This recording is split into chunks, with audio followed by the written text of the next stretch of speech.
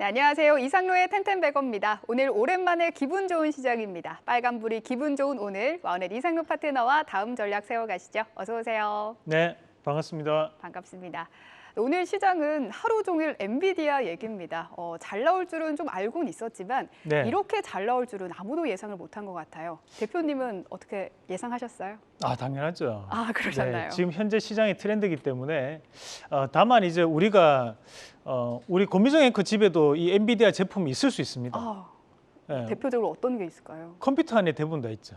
네, 우리가 이 그래픽 카드를 만드는 회사이기 때문에 이 구동을 시키기 위해서는 당연히 이제 엔비디아 관련된 뭐 그래픽 카드를 쓴다든지 또는 이제 AMD 걸 쓴다든지 이렇게 쓸 수밖에 없는 상황인 거고, 대신에 성능에 대한 차이는 좀 날 수 있는 부분인데 그만큼 현재 우리가 이 엔비디아가 얘기하고 있는 그 키워드가 현재 시장에서는 가장 강력하게 와닿고 있다고 봐야 될 것 같습니다.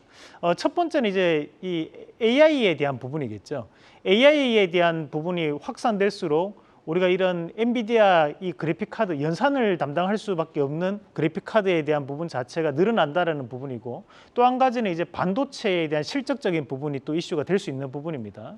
결국 이제 반도체에 대한 부분에서 이 엔비디아가 불러일으키는 것이 결국 팹리스에 대한 부분인데, 이 팹리스를 생산할 수 있는 업체들에 대한 재평가는 나타날 수밖에 없다라는 부분으로 우리가 봐야 될 것 같습니다. 그래서 오늘에 대한 투자 포인트는 이렇게 잡아봤습니다. 엔비디아 나비 효과. 네, 엔비디아 나비 효과. 엔비디아 나비 효과 덕분인지 조금 전 코스닥이 900선을 넘기기도 했네요. 네. 정말 기분 좋은 시장이 아닐 수 없습니다. 네, 그럼 첫 번째 체크 포인트 역시 반도체 관련주입니다. 어떤 종목들이 강했고 또 앞으로는 어떤 종목 지켜봐야 할까요? 자, 일단 엔비디아에 대한 실적 효과가 현재 나타나고 있다고 보면서 이 반도체 관련된 기업들, SK하이닉스나 삼성전자가 대표적으로 또 강세를 좀 보이고 있습니다.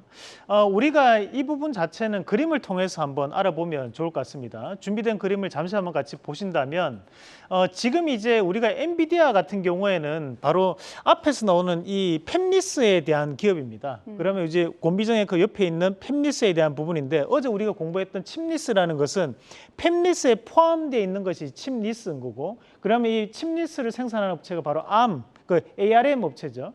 그 부분에서도 물량이 늘어나고 있고, 팹리스 기업인 엔비디아도 물량이 늘어난다면 그 다음 단계인 이제 전공정과 파운드리 관련된 기업들에 대한 실적이 늘어날 수밖에 없는 과정이라 될 수밖에 없다는 겁니다.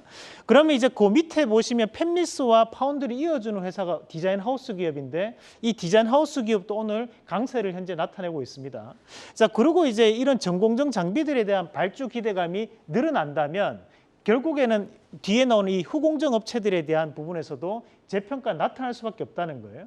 그러면 오늘 시장에서도 우리가 강세를 보이는 것, 디자인 하우스 관련된 기업들이라든지 또는 이 전공정 장비 관련된 기업들에 대한 강세는 결국 이 팹리스 업체로 대표되는 엔비디아에 대한 물량이 현재 상당 부분 늘어나고 있다 보니까 앞으로 생산에 대한 4배를 늘리겠다는 얘기가 나오다 보니 뒤에 나오는 이런 전공정 장비 업체들과 디자인 하우스 관련된 기업들이 오늘 시장에서는 강세를 보인다, 이렇게 봐야 될 것 같습니다. 네, 근데 엔비디아 관련주 하면 대표적인 게 한미 반도체잖아요. 그런데 네, 오늘은 맞습니다. 하락을 하더라고요. 네, 결국 이제 한미 반도체에 대한 포지션도 우리가 한번 같이 보셔야 되는데, 한미 반도체에 대한 포지션은 이 전공정에 일부 포함되어 있는 부분, 그리고 후공정 일부에 포함되어 있는 부분이 존재합니다. 그럼 결국에는 지금까지 주가에 대한 부분 자체가 이미 선반영이 이미 됐던 부분이 존재를 하고, 앞으로도 추가적인 반영이 될 수 있는데, 다만 단기적으로 큰 폭의 상승세를 보였기 때문에 일부 차익 매물이 나타난다라는 부분을 해석을 해야 되는 거지, 이것이 시세가 꺾였다라고 보기는 조금 힘들다고 보시면 좋을 것 같고,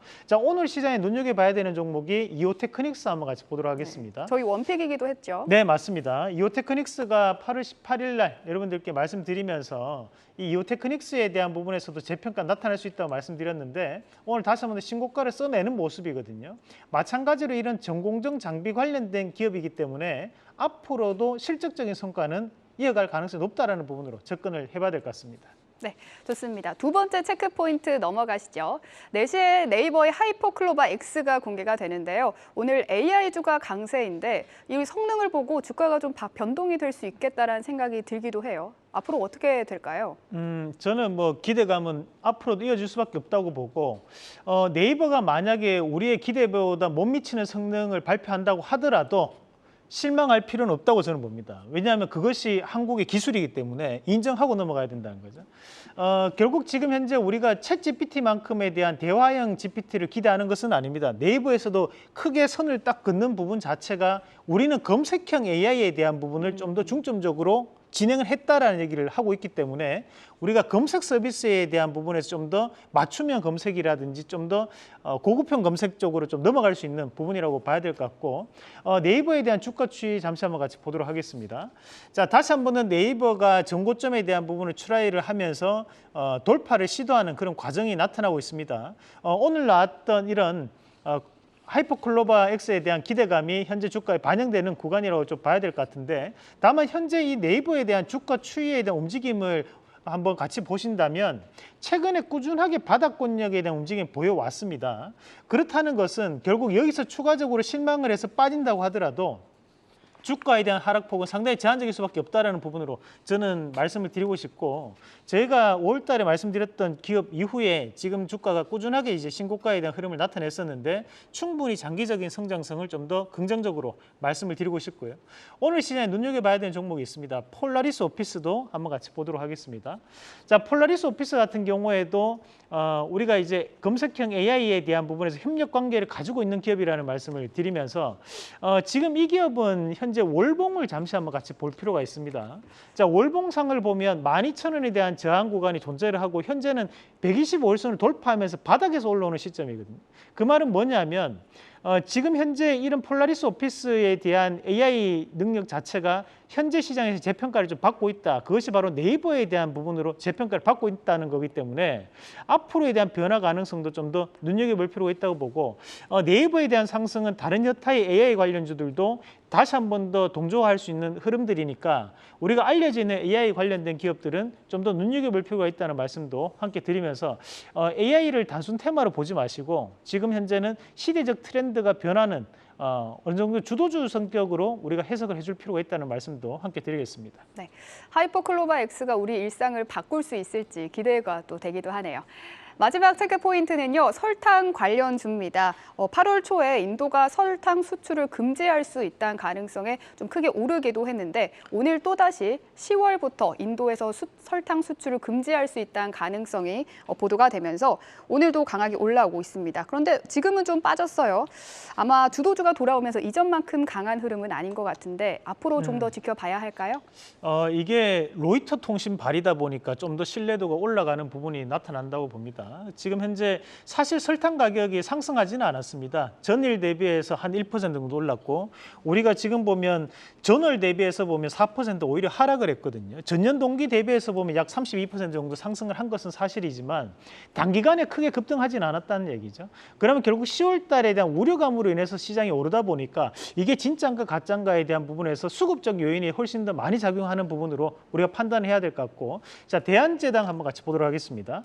현재 대한제당에 대한 주가 추이를 보더라도 바닥권역에서 지금 현재 일부 수급에 대한 부분을 조금 들어올리는 그런 양상들이 나타난다고 봐야 될 것 같고요. CJ제일제당 한번 같이 보도록 하겠습니다.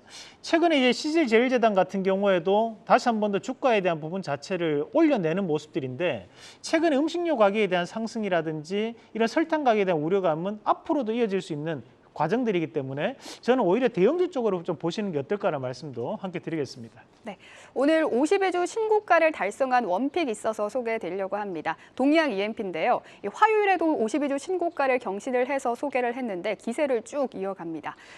네, 주식을 볼 때 가장 무서운 것이 뉴스 없이 오르는 종목이 가장 무서운 겁니다. 지금 현재 동양 EMP 같은 경우에 숨겨진 이슈가 있다고 봐야 되거든요. 그것이 방송에서 노출되지 않았던 것뿐이지 저는 충전 관련된 이슈가 있다고 보고 좀 더 수익을 극대화하는 전략으로 말씀드리겠습니다. 네, 좋습니다. 오늘은 비만 치료제 관련주 들고 오셨다고 합니다. 갖고 오신 특별한 이유가 있을까요? 뭐 이쪽도 우리가 오늘은 제약바이오가 쉬어가는 부분이지만 앞으로도 충분히 이제 순환매에 대한 부분은 가능성이 있다 보고 후반기에 대해 임상 학회들이 있기 때문에 미리 선점하는 느낌으로 한번 봐주시면 좋을 것 같습니다. 우선은 현재 이제 글로벌적인 부분에 이슈가 되는 것이 당뇨병 치료제가 비만약에 대한 상당 효과를 가진다라는 부분으로 인해서 상당한 이슈가 되고 있는 과정들인데 우선 이제 비만약 치료제 관련해서 임상을 진행하는 회사들이 있습니다. 자, 그 회사들을 보면 최근에 한미약품이라는 대원제약 같은 경우에 그런 발표를 했던 부분이었고 꾸준하게 해왔던 기업들이 바이오플러스라든지 종근당, 올릭스, 라파스 같은 기업들이 있고요.